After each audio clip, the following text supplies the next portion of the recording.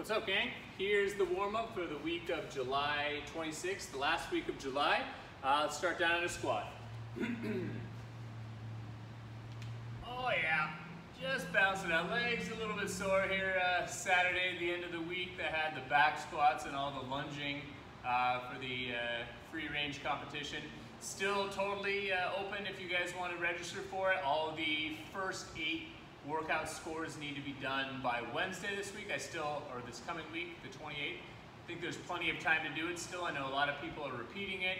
A lot of people are still planning to do the balance and the arch challenge, and yeah, plenty of time to do it. I'd love to see as many people get involved with the competition as you can. Pretty stoked by the efforts given and the just interest in the challenges so far, so keep it up. All right, after this, we're gonna drop down to the ground.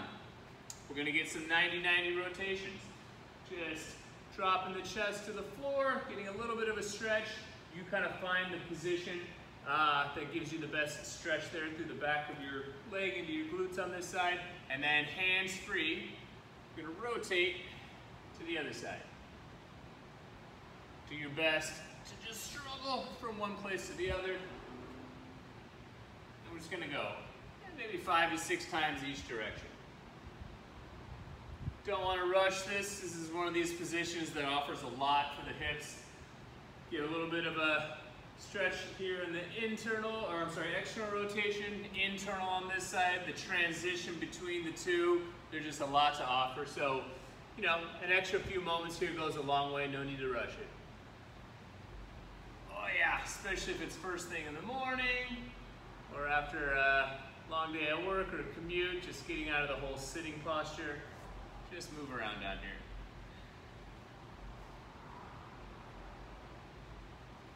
Another one. Lot to offer, no need to rush it. We're gonna do the back roll into a straddle stretch to start with.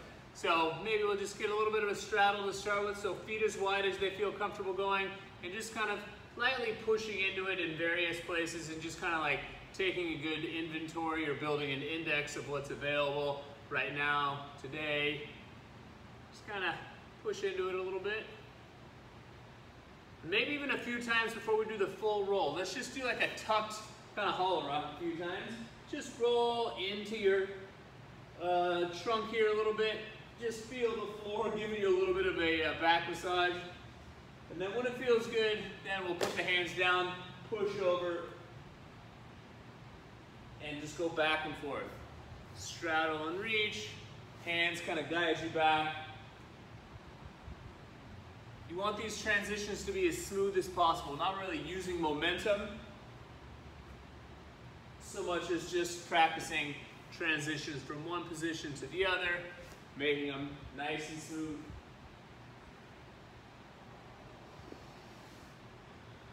Try and breathe as you're doing it. Back and forth. Let's get one more.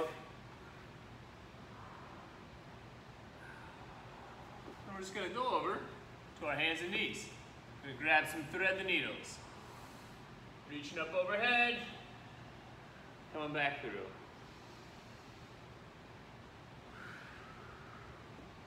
Again, breathing in as you go up. Exhale as you go through.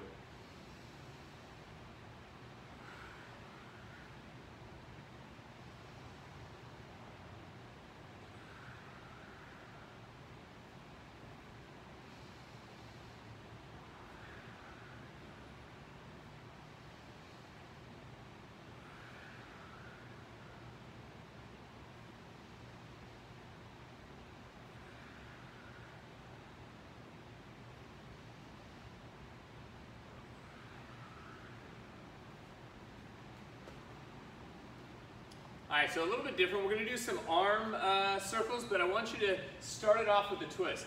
So we're gonna twist like we're kind of reaching back behind us as far as we can. And we're just going to just get some swings here. So going to kind of like the end range of motion of where we can twist ourselves like we're trying to look behind us. And then once you get there, get some arm circles. Get a few one way, Same arm, a few the other direction. Once you do embrace it, there are going to be like little twisting fluctuations. That's a big part of generating the force of getting the arms to swing. We're going to go around the other way. Twist and reach. And then get your circles.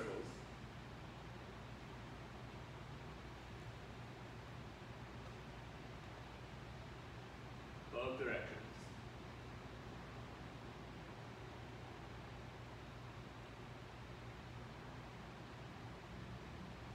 Nice. Last off, we're going to get some rounding and some arching. This may shed some light or some hints on the arching test that we have for our competition here. So as you go down, this kind of counter to the arch. So we're doing the opposite. We're rounding the back, trying to bow it out a little bit. I think helps to set you up for a more effective arch going the other way. Hard to talk and do it at the same time. So we're rounding forward. Arching back. Woo, a little sore from the toe bar. What also helps is your foot position. So you notice you can go a little wide with the feet. I wouldn't overdo it. Same thing. The knees can kind of bend in some different ways. So explore what feels comfortable for you. Don't push it too far, too soon. But a lot of variety, both from a narrow to a wide stance. This is kind of where I prefer in order to go low. So I'm rounding. I let the knees kind of come in just a little bit as I arch back. Figure out what works best for you.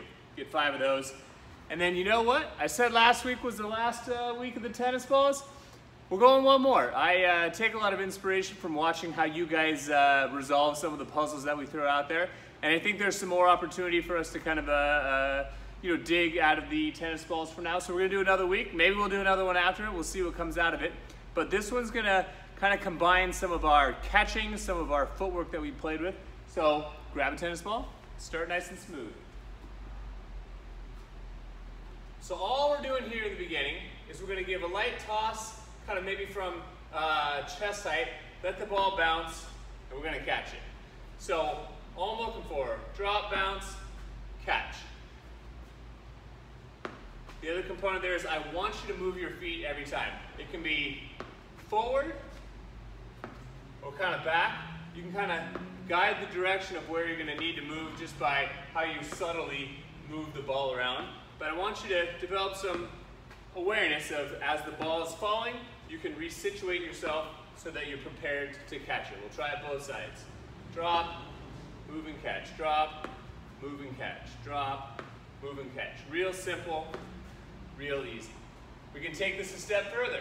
Step, puns, gotta love them. And we're going to do the same idea, but I want you to try and catch it as close to the ground as you can.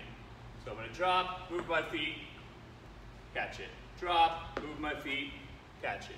Drop, move my feet, catch it. Drop, move my feet, catch it. You can see really quickly options begin to emerge, but the idea is the same. Drop it, move your feet, and catch it. This time just a little bit closer. Let's take it a step further. This time we're going to bounce it and catch it.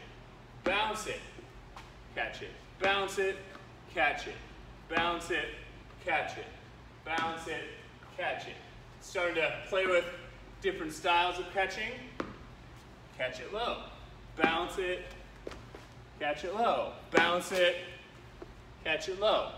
I'm switching hands whenever it feels available, but getting creative on the questions that I'm asking. The questions are just the bounce, the height, the direction, and my answer is how I'm moving to get it, how low I'm going, what style of catch there's available. Last piece, if you want to get crafty, by the end of the week, we're going to bounce it. I want you to try and jab and touch the tennis ball, and then you're going to catch the tennis ball afterwards. So there's 2 touches. Touch it, catch it. But, very, very different. So finding a way to be sensitive with the first touch and then very accurate on the grab on the other one. Again, just layers to the game to have some fun with it. Still trying to catch it low, still trying to move your feet. We could use some of the footwork from last week. And just have some fun. So about 3 minutes of that, followed exactly by what we did last week. 3 rounds of the wall rotations, overhead squats, and ring rows. Have some fun. Damn it. Try to nail it.